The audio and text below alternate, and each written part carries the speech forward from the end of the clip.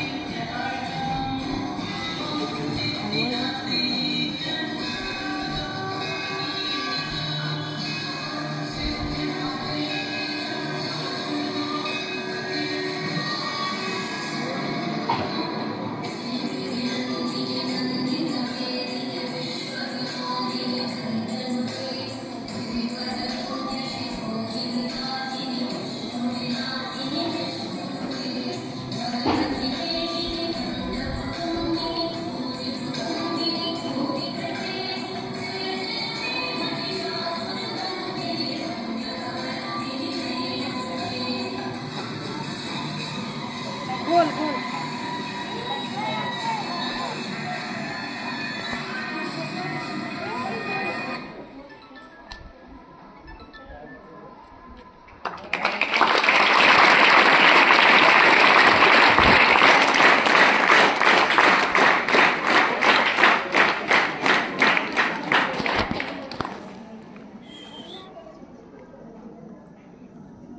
ती मला म्हणते की एकदा मी होऊन बघ, मग तुला कळेल दुसऱ्यांसाठी जगण्याची गंमत काय, या एका जन्मात बाई असण्याची किंमत काय.